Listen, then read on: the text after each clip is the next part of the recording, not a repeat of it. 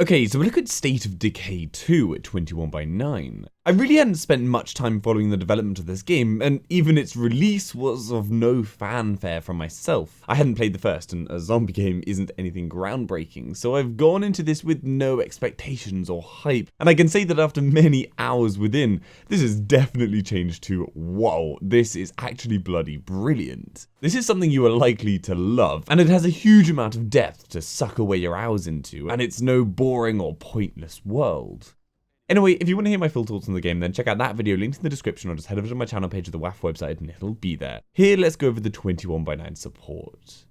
So natively the game fails to support us, with the camera zooming in towards the player. We're seeing less than at 16:9, which is ridiculous. However, thankfully we have a solution already. The brilliant Susa Hammett has created a tool allowing you to increase or decrease your FOV to whatever you desire. Bloody brilliant.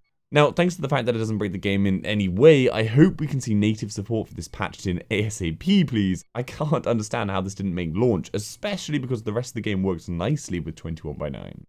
Now, for those of you on Bitdefender, as I personally am, so I've experienced it, you need to turn off the advanced threat defense, otherwise it will just disinfect the EXE every single time, and it is safe, so you can use it, but my god, yeah, I had a mental time trying to get that to work, as it both disinfected the EXE, and then it thought that my game was infected. Nightmare.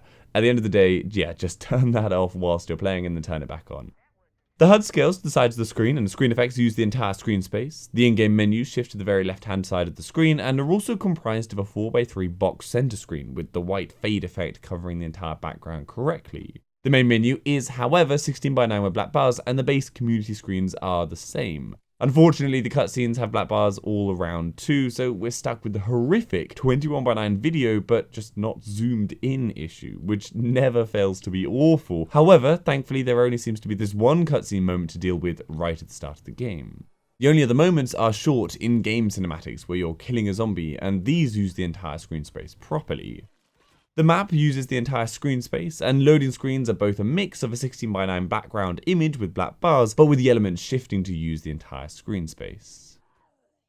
Performance-wise, things are good. This game does run smooth. I'm able to run between 70 and 90 FPS at 3440 by 1440 on a GTX 1080 Ti Ultra everything settings. The game does dip every so often, so it's not quite a perfectly smooth experience on Ultra settings, but I can say when you drop down to high, it pretty much goes perfectly smooth. So it might be worth just removing that extra graphical fidelity just for that extra FPS. That's how I play, though the gameplay is in Ultra settings.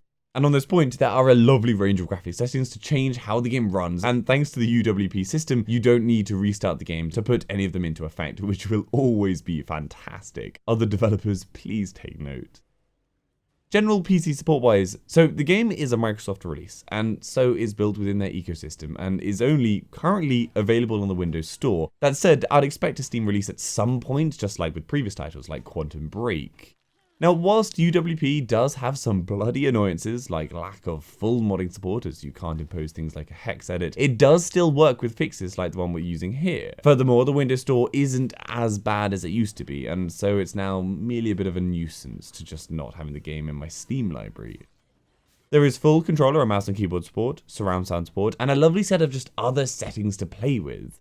There are some glitchy issues though with the game currently. For example, I had the game suddenly stop displaying the HUD, so I couldn't even load up the map, and I was required to restart the whole game to get it back. There are also glitches with people getting stuck in walls and the like, but for the most part it can be sorted with the radio that allows you to go back a few steps to get yourself out of trouble. That said, I did have a very annoying issue where one of my followers went invisible for a while, and like both existed and didn't exist at the same time. It's hard to explain, but basically I couldn't dismiss them because I couldn't find them, and I couldn't select someone else because, well, they were taking up the space already. Luckily, I found that just by selecting every person one by one and taking control of them, it sort of made a respawn and things were fixed. But yeah, there are a lot of bugs that need ironing out fast, please. So I'm going to give this a WAF score of 2, only thanks to really Susa Hammett's work. And if you want to hear my full thoughts on the gameplay, then check out that video linked in the description, or just head over to my channel page of the WAF website and it'll be there. I hope that gives you some information how the game runs at 21x9. Give this video a like if you found it helpful, and subscribe for future info. For other games at 21x9, head over to my channel, the WiFi website. Hopefully I've covered it. If I haven't, then leave a comment down below and I'll try and cover it. And if you'd like to support the channel, the links to my Patreon page are in the description, and Amazon affiliate links are there too. See you later.